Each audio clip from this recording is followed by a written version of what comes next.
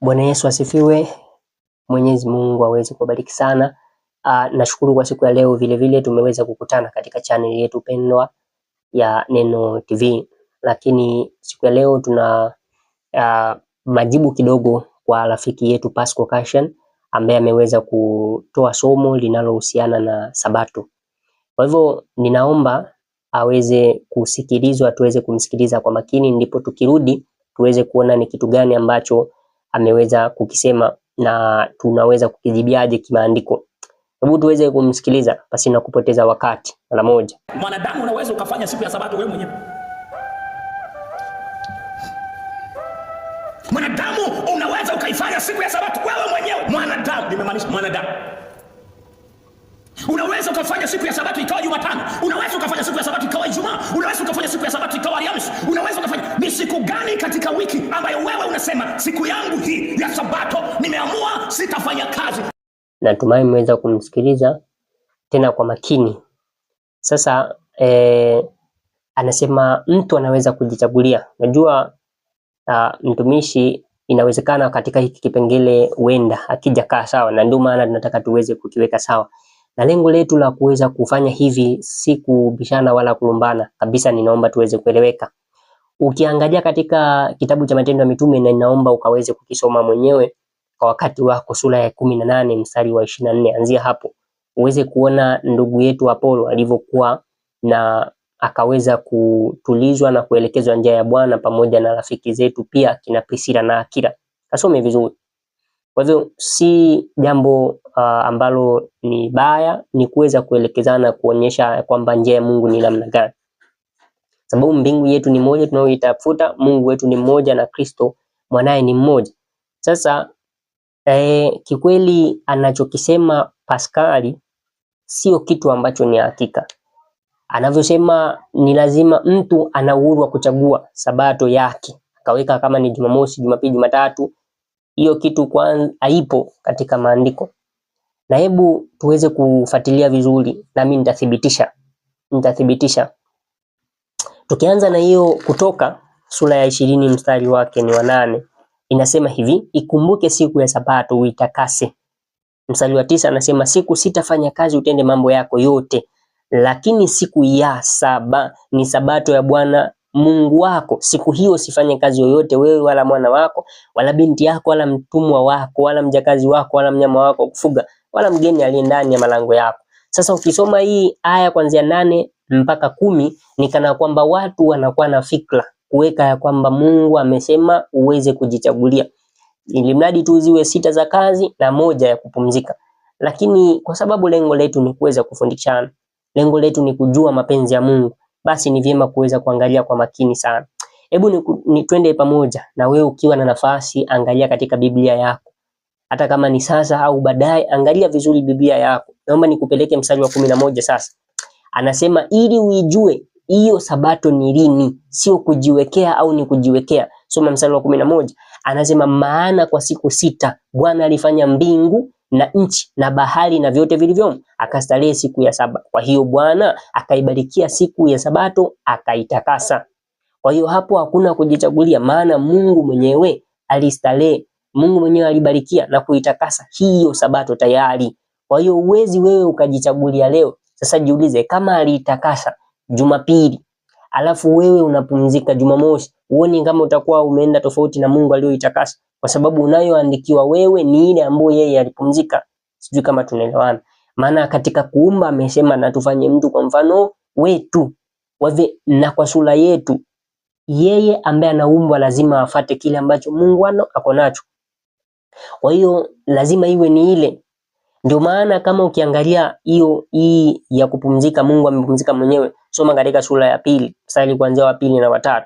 Lakini ukiangalia vile ninachotaka tuende moja kwa moja, ikiwa kama kina Musa wenyewe kwanza walipewa uhuru huu wa kuchagua siku yoyote waiite Sabato, siku yoyote waiite Sabato, ndio tunatakiwa tuangalie kwao kwanza kabla hatujafika kwetu. Maana hizi amri hatukuandikiwa sisi, waliandikiwa wana wa Israeli ili kutuletea taifa litakalokubali tabia na sheria ya Mungu. Kwa hiyo sisi tuna adopt kwao, sisi tunakopa kwao, kwa sababu kwa mwanzo hatukuwa na Mungu, mwanzo hatukuwa tunaamini. lakini tumeamini kupitia Wayahudi, tumeamini kupitia wana wa Israeli walio na Mungu wao Yahwe.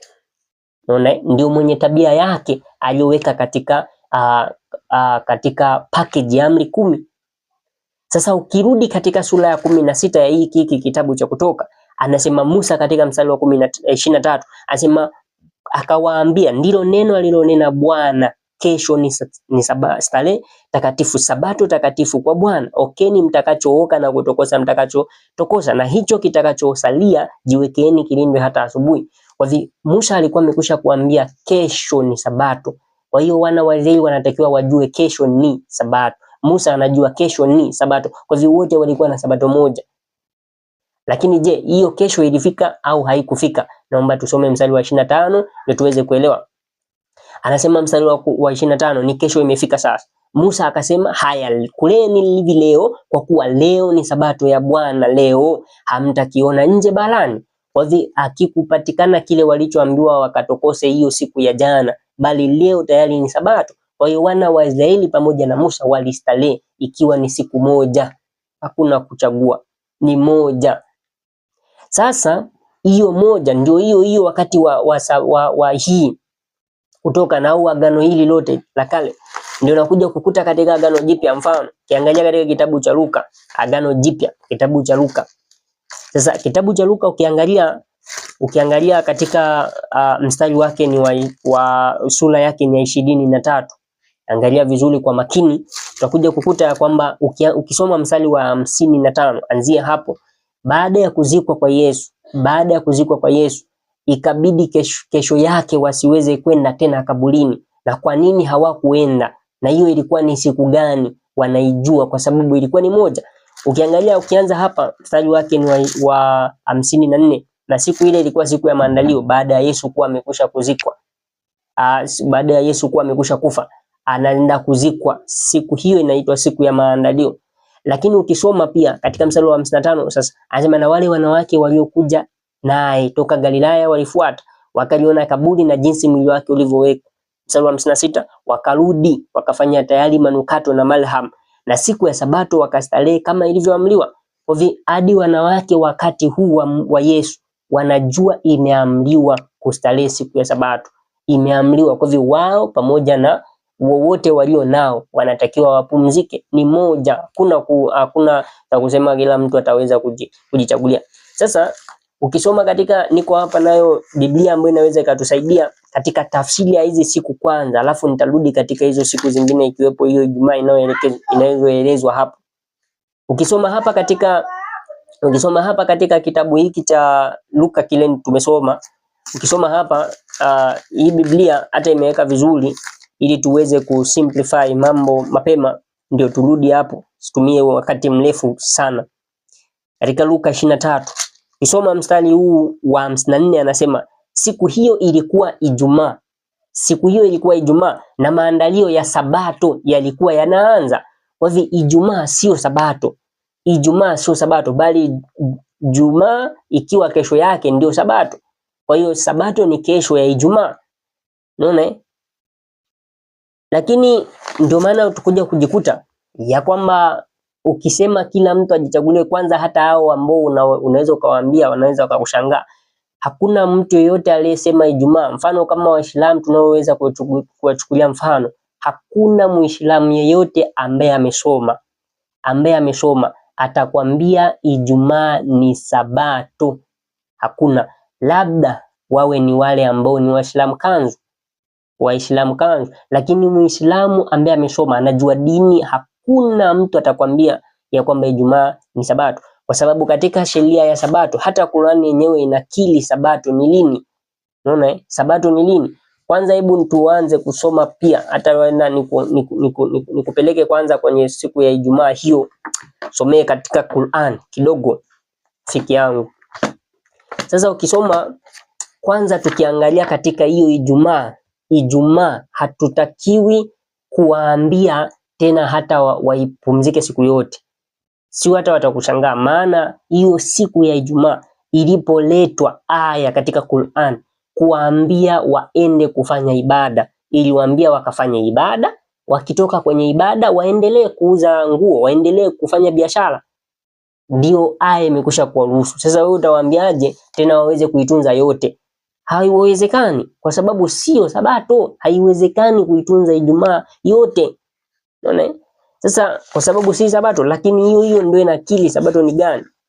Some hivi, jadi kusomee katika sura moja hapa katika Qur'an. Kwanza inaitwa sura Ijumaa. Sasa ninasoma katika mstari wa 9 na wa 10. Sura yake ni ya 62. 62 Qur'an 62 mstari wake ni wa 9 na wa 10. Anasema hivi: enyi mlioamini, kukiadhiniwa kwa ajili ya sala siku ya Ijumaa, nendeni upesi kumtaja Mwenyezi Mungu na acheni biashara. Unaona? Kwa hiyo siku hiyo itatakiwa waache biashara. Baada ya hapo nendeni upesi kumtaja Mwenyezi Mungu na acheni biashara. Kufanya hivi ni bora kwenu ikiwa mnajua hivi, basi fanyeni. Mstari wake ni wa 10. Na itakapokusha sala, sasa sikiliza, itakapokusha sala tawanyekeni katika ardhi mtafute fadhila za Mwenyezi Mungu. Tawanyekeni, imeshakusha sala. Uwezi ukaacha kufungua duka, uwezi ukaacha kufungua kama ni kuuza, kama ni mgahawa unaendelea. Hiyo ni mida imekwisha kuisha sala. Jiulize, sala inaisha saa ngapi? Ndio saa ngapi warudi. Uwezi ukasema Ijumaa ni Sabato, hiyo kitu haiwezekani. Lakini katika sheria ya siku ambayo inatakiwa kufanywa ibada siku nzima, Qur'ani imekubali ni siku ya Sabato ambayo sio Ijumaa. Sasa ni siku gani? Hapo tumesoma sura ya 62. Sasa naomba tuweze kusoma katika sura ya 7 ya Qur'an. Sura yake ni ya 7. Sikiliza kwa makini kabisa. Maana hiki kitu kiko clear, lakini hata wale ambao wanaweza wakawa jiulize tu ni kwa nini hawafuatii, au inawezekana na wenyewe ni kwa sababu tu hawasomi. Lakini Qur'ani iko clear kabisa. Inasema hivi katika surat Alaf, sura ya 7 ya Qur'an, mstari wake ni wa 163. Anasema, na waulizeni habari ya mji ambao ulikuwa kando ya bahari. Watu wa mji huo walipokuwa wakivunja sheria ya Jumamosi, ambayo waliambiwa wasifanye kazi katika siku hiyo, wafanye ibada tu. Kwa hivyo siku ya ibada tu, sio Ijumaa, sio Jumapili, ni Jumamosi kwa mujibu wa Qur'an, kwa mujibu wa Biblia. Maana Biblia imeelekeza wazi hiyo siku ya ibada, hiyo siku ya Sabato ni kesho ya Ijumaa. Ndio hiyo. Kwa hivyo hatuwezi kuambia watu wajichagulie. Hapo ni kuchukua mafundisho ya wanadamu kwa mujibu wa hiyo Mathayo 15:9 au hiyo Marko 7:7. Kwa sababu yanasema wanaabudu bure wakifundisha mafundisho hayo maagizo ya wanadamu. Mungu hajaagiza kila mtu ajichagulie. Mungu ameagiza watu wafate ya kwake